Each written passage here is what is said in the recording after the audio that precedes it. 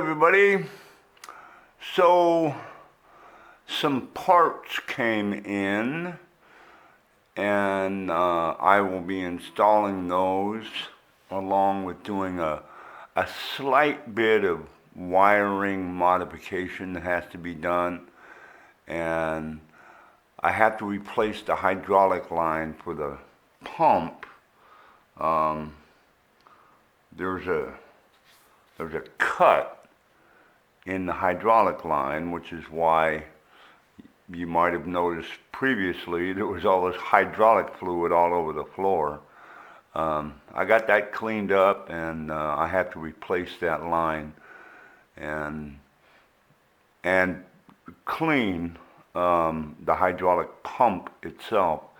Pretty crusty looking, and it's actually going to be repositioned from where it was before to actually a little bit more convenient location, and not, just hanging off the side of the battery box like it was. So that's the general game plan for tonight. Enjoy the show.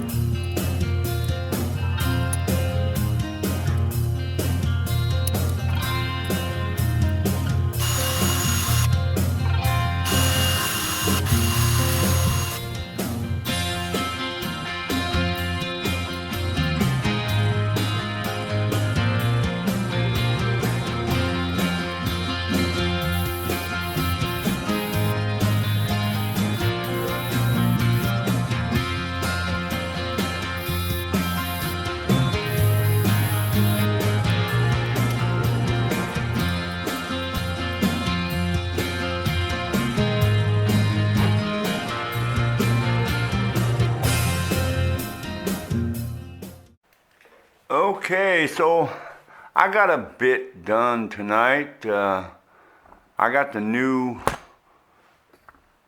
carburetor installed, and I was going to put on the air filter. However, the one that they sent me, the air filter element itself, not the air filter housing, but the air filter that they sent me is the wrong size.